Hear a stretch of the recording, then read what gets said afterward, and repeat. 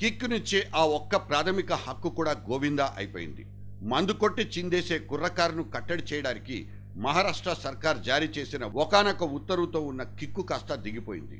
అవును, మహారాష్ట్రలో మందు తాగాలంటే వయస్సు 25 దాటినట్లు సర్టిఫై చేస్తూ ఒక అధికారిక కాగితం చేతిలో ఉండాలి. ఇంతకీ ఈ క్రీబీ లేయర్స్ ఇక్కడ అవసరమేనా? ఒకవేళ అవసరం ఉన్నా అమలయ్యే ఛాన్స్ ఎక్కడా?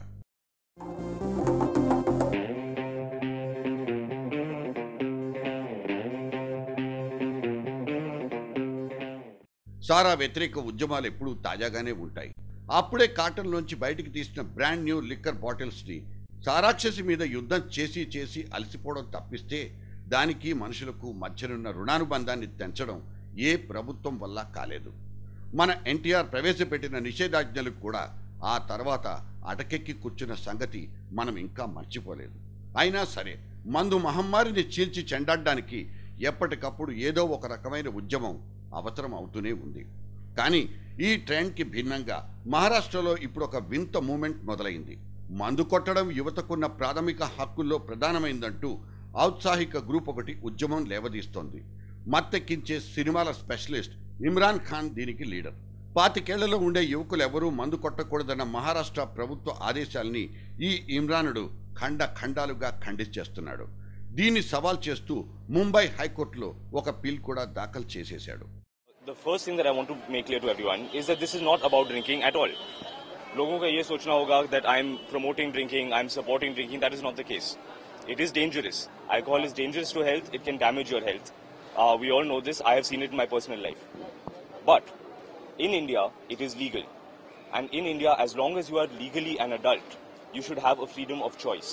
I believe that this decision by the state government is not in the interest of democracy. It is taking away a constitutional right, which is freedom of choice.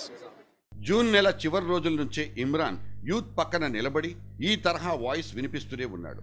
కాకపోతే అప్పట్లో ఢిల్లీ బెల్లి సినిమా కోసం publicity stunt చేస్తున్నాడని జనమంతా తేలిగ్గా తీసుకున్నారు. మొన్నే release అయి మంచి టాక్ మీద నడుస్తున్న మేరే బ్రదర్కి దుల్హన్ సినిమా ఇచ్చిన కిక్కుతో ఇమ్రాన్ మళ్ళీ ఈ మందులొల్లి మొదలు పెట్టేశాడు. యువతను బాధ్యతారహిత వర్గంగా ట్రీట్ చేసే ఇండియన్ మెంటాలిటీని నిలదీయాలంటున్న ఇమ్రాన్ తన పోరాటానికి ఇంకొన్ని హేతువుల్ని కూడా జతకలిపేశాడు. 18 ఏళ్లు నిండగానే ఓటు హక్కునిస్తారు, ఉద్యోగం చేయడానికి అర్హత పొందుతారు, పెళ్లి చేసుకుని పిల్లల్ని కండానికి కూడా ఆ 18 ఏళ్లే మినిమం రిక్వైర్మెంట్. మరి ఆల్కహాల్ తీసుకోవాలా వద్దా అని నిర్ణయించుకునే కనీస హక్కు మాత్రం 25 ఏళ్ల దాకా ఎందుకు దొరకదు? ఇది ఇమ్రాన్ దగ్గరున్న ఆబ్లిగేషన్. ఆలోచిస్తే ఇందులో కూడా న్యాయమే కనిపిస్తుంది. ఆ మాటకొస్తే కోట్లాది మంది యువకుల నుంచి మద్దతు కూడా లభిస్తోంది. అయితే ఈ నాణ్యానికి రెండో వైపున్న సామాజిక నష్టం సంగతేంటి? పుట్టుక రీత్యా అమెరికన్ సిటిజన్ అయిన ఇమ్రాన్ ఇండియన్ డెమోక్రసీ మీద మాట్లాడడం విడ్డూరంగా కనిపించినా అతను తీసుకున్న పాయింట్ మాత్రం మేధో బుర్రల్ని ఆలోచింపచేసింది. సూపర్ స్టార్ అమితాబ్ బచ్చన్ కూడా సర్కార్ ఇచ్చిన ఈ జీవోలో అర్థమే లేదంటూ ట్విట్టర్లో రాసుకున్నారు.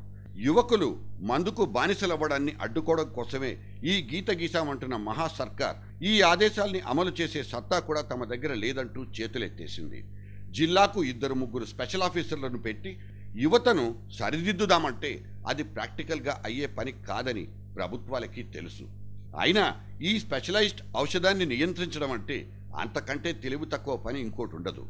పాత అనుభవాలన్నీ ఈ విషయాన్ని నొక్కి వక్కాణిస్తాయి. సర్కారీ గల్లాపెట్టకు అబ్కారీ ఆదాయమే ఆయువు పట్టన్నది ఏ ప్రభుత్వానికైనా ఎరుకైన సంగతి. కనీసం బెల్ట్ షాపుల్ని కూడా రద్దు చేయడం చేతకాని ప్రభుత్వాల సంగతి మనకి తెలియంది కాదు. రాజకీయపరమైన ఒత్తిళ్లకు 100-200 లిక్కర్ బాటిళ్లు బద్దలవ్వడం తప్పిస్తే మొత్తంగా బెల్ట్ షాపుల్ని నిర్మూలించడం ఇంతవరకు ఎవరికీ సాధ్యం కాలేదు. ఆ మధ్యన కుర్రాళ్లకు అమ్మకాలు లేవంటూ వైన్ షాపుల దగ్గర బోర్డులు కనిపించినట్లు గుర్తు. అయినా 10 ఏళ్లలోపు చిన్నారుల చేతులు కూడా అక్కడి కౌంటర్లలో దూరిపోవడం ఆగలేదు. న్యూ ఇయర్లు, హోలీ పండుగలు, బర్త్డే పార్టీలు, ఇన్ని ఫంక్షన్లలోనూ 25 ఏళ్ల లోపున్న యంగ్ జనరేషనే కనిపిస్తుంది. ఆ కిక్కు లేకుండా వాళ్లలో కదలిక ఎక్కడి నుంచి వస్తుంది? యువతను మందుకు దూరంగా పెట్టాలన్న మన పొరుగు రాష్ట్రపు తాజా ఆలోచన మెరుగైన సమాజం కోసమే కావచ్చు. కానీ వాళ్ళు అనుకున్నట్లు నిజంగానే యూత్ మొత్తం ఆల్కహాల్ను బహిష్కరిస్తే నష్టమెవరికి? ఎక్సైజ్ అధికారుల దగ్గరే ఈ లెక్కలు పక్కాగా ఉంటాయి. ఎక్సైజ్ శాఖను పటిష్టపరచడం, వీలైనన్ని ఎక్కువ బాటిళ్లు అమ్ముడయ్యేలా టార్గెట్లు పెట్టడం, లైసెన్సుల వేలంపాటలతో కాసుల్ని గలగల్లాడించుకోవడం, ఇవన్నీ అధికారికంగానే జరిగే సారా ఉద్దీపన చర్యలు. పై పటారాల కోసమే అడపాదడప కొన్ని పాక్షిక నిషేధాజ్ఞలు పుట్టుకొస్తాయి.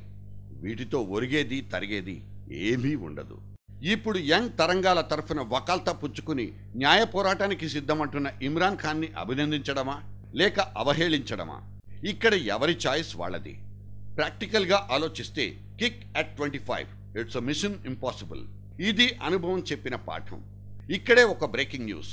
మొన్నటి ఢిల్లీ మారణ హోమానికి బాధ్యులమంటూ తొట్టతొలిగా జరిగిన 2 అరెస్టులు, కాకీల అదుపులో ఉన్న ఆ ఇద్దరు +1 చదివే 17 ఏళ్ల కుర్ర పిల్లలు. పేలుడుకు కారణం ఫలానా అంటూ ఫేక్ మెయిల్ పంపి ఓవర్ యాక్షన్ చేసినందుకే వీళ్ళ చేతులకు బేడీలు పడ్డాయి. ఇప్పుడు చెప్పండి, యువత దేన్ని మానుకోవాలి? యువతను దేని నుంచి కాపాడుకోవాలి? ఇప్పుడే చెప్తారా? ఇంకో రౌండ్ పడ్డాక చెప్తారా? Excuse me.